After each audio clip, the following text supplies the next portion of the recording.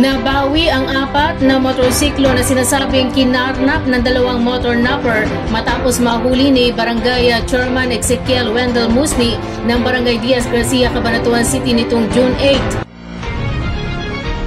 Batay sa pahayag ni Kapitan Musni, matagal na umano nilang inaabangan na pumasok sa kanilang barangay ang 2 na umano'y motor napper matapos mabatid na dumaraan sa ginawang tulay na kahoy sa pagitan ng barangays MS Garcia at Diaz Garcia na matatagpuan sa dulo at likod na bahagi ng 2 barangay.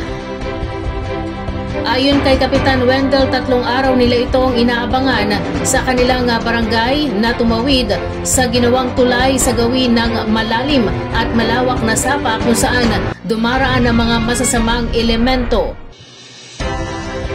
Dahil nga sa maagap at pagtupad sa kanilang sinumpaang tungkulin, matagumpay na nahuli ni Kapitan Musni at Konsehal Don Fajardo ang 2 suspek kung saan nabawi din ang 4 na motorsiklo na pinaghinalaang kinarnap din ng mga suspek. Batid umano ng mga residente na kilalang motor napper ang 2 na laging nambibiktima sa lungsod ng Cabanatuan. Agad namang itinawag ni Kapitan Wendell sa Highway Patrol Group o HPG at sa kapulisan ang nasabing insidente. Matapos manawagan ni Kap Musni sa mga nawala ng motorsiklo, agad na sumugod sa kanyang barangay ang mga naging biktima para kumpirmahin kung sa kanila nga ang na-recover na motorsiklo.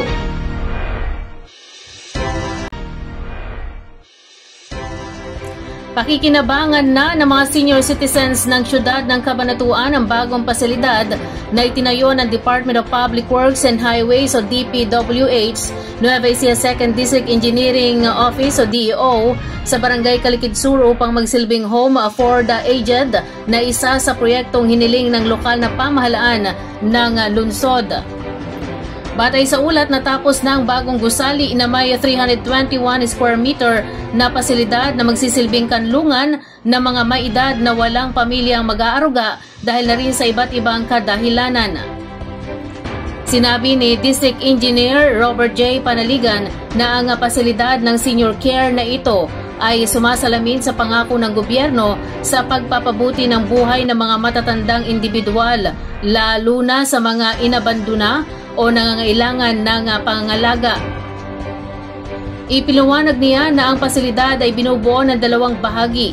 Ang kaliwang panig ay natapos sa halagang 9.59 million pesos na kinabibilangan ng 2 comfort room, 1 klinika, 2 isolation room, 2 opisina at 1 conference room na may pantry, habang ang 4.92 million pesos right wing ay nagtatampok ng general room para sa 8 hanggang 16 na bed space at 2 karagdagang comfort room.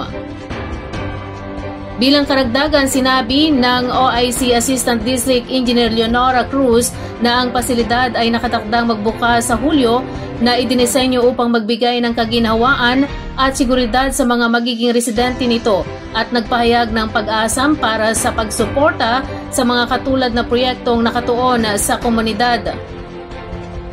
Idinagdag pa ni Cruz na ang proyekto ay sumasalamin sa pangako ng DPWH sa panlipunang responsibilidad sa pamagitan ng infrastruktura at nabanggit na ito ay katuparan upang makita ang kanilang mga teknikal na kakayahan na mapabuti ang kalidad ng buhay para sa ilan sa mga miyembro ng lipunan na kinabibilangan ng vulnerable sector.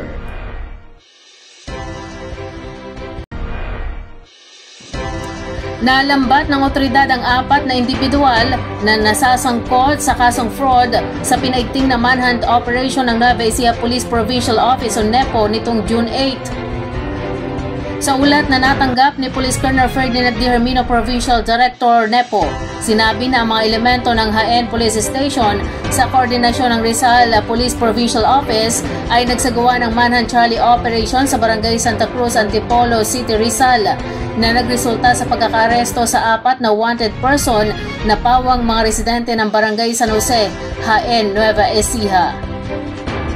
Ang mga pugante na nagtatago sa lalawigan ng Rizal mula August 2021 ay pinaghahanap para sa syndicated estafa na walang inirekomendang piyansa. Lumalabas sa imbestigasyon na sangkot sila sa illegal recruitment ng overseas Filipino workers OFWs kung saan nangolekta sila ng pera mula sa mga biktima kapalit ng ipinangakong trabaho sa ibang bansa, ngunit kalaunan ay hindi natupad ang kanilang mga pangako. Sa iba pang balita, sa hiwalay na operasyon, inaresto ng mga elemento ng Cabanatuan City Police Station ang isang 44 anyos na lalaki mula sa Barangay Aduas Norte, Cabanatuan City sa bisa ng warrant of arrest para sa reckless imprudence resulting to serious physical injuries. Nasa kustodya na ngayon ng operating units ang mga akusado upang kaharapin ang kani-kanilang kaso.